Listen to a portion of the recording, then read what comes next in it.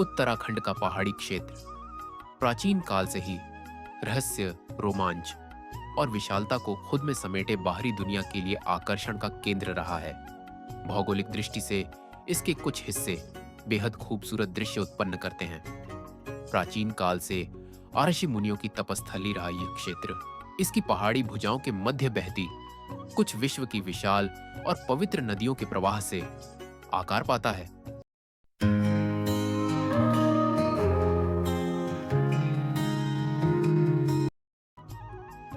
नमस्कार दोस्तों, मेरे ब्लॉग की इस वीडियो में बात करेंगे पवित्र गंगा नदी की एक शाखा के उद्गम से उसके अंतिम पड़ाव की खूबसूरत सांस्कृतिक यात्रा की। बात करेंगे अलकनंदा की। यदि आपको यह वीडियो पसंद आती है तो वीडियो को लाइक अवश्य करें और कमेंट में जय मां गंगा अवश्य लिखें। ऐसी ही वीडियो के लिए चैनल को सब्सक्राइब अवश्य कीजिएगा। वेद पुराणों में वर्णित सप्त सिंधु की मुख्य धारा अलकनंदा का प्रवाह क्षेत्र विश्व के कुछ सुंदरतम भूदृश्यों का निर्माण करता है।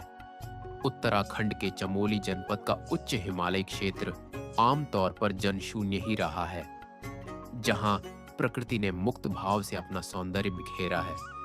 हिंदू धर्म के पवित्रतम तीर्थ श्री बद्रीनाथ के उत्तर में हिमालय श्रृंखला का सतोपंथ स्वर्गारोहिणी शिखर पौराणिक गाथाओं को वर्तमान में भी अपने असीम हिम भंडार में छिपाए खड़े हैं। महाभारत कालीन पांडव पथ की जन्मदात्री यह भूमि उद्गम स्थल है पवित्र अलकनंदा की। यक्षराज कुबेर की पौराणिक राजधानी अलकापुरी के शिखरों से बूंद बूंद जड़ती अलकनंदा अपने आखिरी पड़ाव देवप्रयाग तक पहुंचने में अपने यात्रा मार्ग के विभिन्न देवधामों प्रयागों को आकार देती हुई उत्तराखंड की विशालतम नदी का रूप ले लेती है। बद्रीपुरी के पास प्राचीन माणा अथवा मणिभद्रपुरी गांव के पास उत्तर की सरस्वती से संगम बनाती अलकनंदा अपने किनारों पर बिखेर देती है सनातन धर्म की अनमोल विरासत। भीमपुल, व्यास गुफा, तिब्बत का प्राचीन व्यापारिक मार्ग आज भी इस भूमि को भूवैकुंठ का स्वरूप प्रदान करती है। यहाँ से आगे बद्रीपुरी के छोटे मैदानों को जन्म देती अलकनंदा बद्री विशाल के चरणों को धोती हुई तीव्र प्रवाह और गर्जना के साथ उतरती है हनुमान चट्टी, लामबगढ़ और पांडुकेश्वर की घाटी में, जहां इसका दुग्ध सा उज्जवल स्वरूप इसको गढ़वाल की पूजनीय नदी का दर्जा प्रदान करती है। गोविंद घाट के पास नंदनकानन अथवा फूलों की घाटी से उतरती तीव्र लक्ष्मण गंगा या पुष्पावती को अपने आंचल में विराम देती अलकनंदा गहरी घाटियों में शोर मचाती पहुंचती है प्रसिद्ध पंच प्रयागों में प्रथम प्रयाग विष्णु प्रयाग में, जहां पर इसका मिलन होता है धौली नदी से। भोट प्रदेश नीति घाटी के तमाम छोटे बड़े जल राशियों को समेटती धौली गंगा का रूप विशाल है। कई प्राचीन कथाओं और यात्राओं की जननी धौली अपना नाम और अपनी अथाह जलराशि अलकनंदा को सौंपकर विष्णु प्रयाग धाम की रचना करती है। पंच प्रयागों में विष्णु प्रयाग ही एकमात्र प्रयाग है जिसके तट पर कोई मानव बस्ती नहीं है। यह निर्जन स्थल मात्र कुछ श्रद्धालुओं और यात्रियों से अपने स्वरूप को आकार देता आया है। यहाँ से अलकनंदा का विशाल स्वरूप आम ग्रामीणों के लिए आज भी धौली बना हुआ है। इसी संगम के शीर्ष पर है प्राचीन नगर जोशीमठ, जो ज्योतिमठ से जोशीमठ और वर्तमान में पुनः ज्योतिमठ नाम से जाना जाता है। प्राचीन कत्यूर राजधानी एवं सांस्कृतिक सीमांत नगरी ज्योतिर्मठ में प्रकृति ने जितनी सुंदरता बिखेरी है उतना ही आपदा से ग्रस्त यह नगर रहा है। गहरी घाटियों का निर्माण कर अलकनंदा हेलंग में पांचवें केदार कल्पेश्वर महादेव से उतरते कल्प गंगा को खुद में समाहित कर आगे बढ़ती है। पीपल कोटी के पास गढ़वाल के पौराणिक गांव हाट से आगे अलकनंदा की गति धीमी हो जाती है और इसका विस्तार बढ़ने लगता है। विरही नामक स्थान पर अलकनंदा से मिलती है प्रसिद्ध विरही नदी, जो इतिहास की भीषण आपदाओं की जन्मदात्री रही है। विरही से आगे विस्तृत अलकनंदा चमोली कस्बे के पास दो पाटों के बीच तीव्र गति से आगे बढ़ती है। चमोली बद्रीनाथ मार्ग पर एक प्राचीन कस्बा है। जो जनपद का पूर्व मुख्यालय भी रहा है। परंतु अलकनंदा की भीषण बाढ़ से बर्बाद होने के बाद जनपद मुख्यालय अब गोपेश्वर में स्थित है, जो यहां से ऊपर एक पहाड़ी ढाल पर आज बड़े नगर का रूप ले चुका है।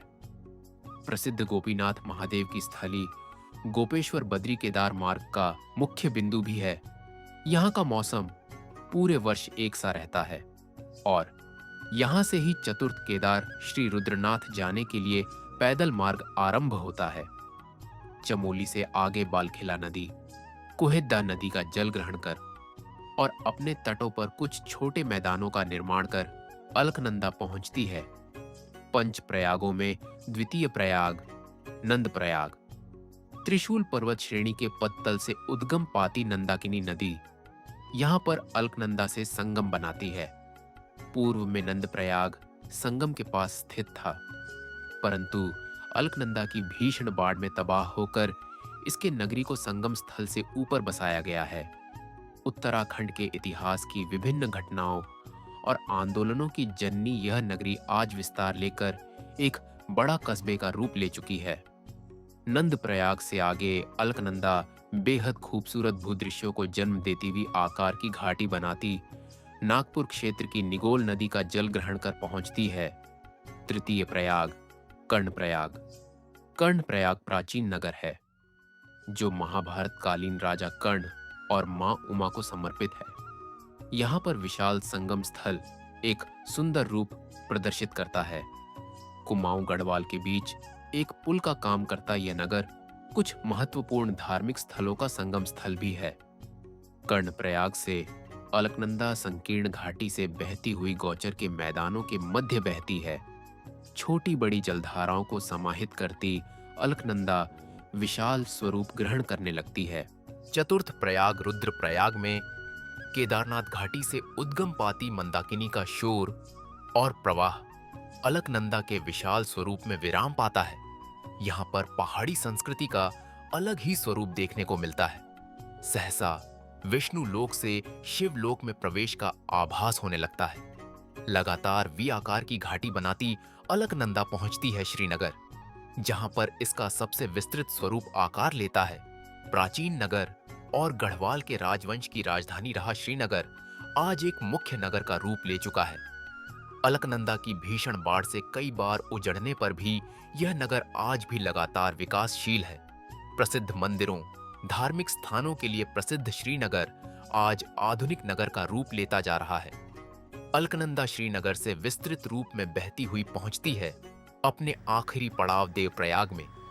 पंच प्रयागों में पांचवां और सबसे महत्वपूर्ण देवप्रयाग देवभूमि के स्वरूप का पहला दर्शन स्थल भी है।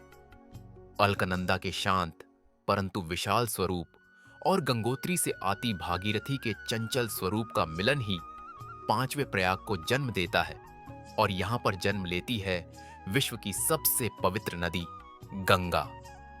श्री राम को समर्पित यह नगरी पौराणिकता का लिखित अध्याय है। प्राचीन इतिहास की लेखनी से अमृता का केंद्र यह संगम हिंदू धर्म के नवजागरण का साक्षी रहा है और यहां से गंगा अपना रास्ता बनाती चल देती है मानव कल्याण की अपनी यात्रा पर। जय मां गंगा, जय अलकनंदा।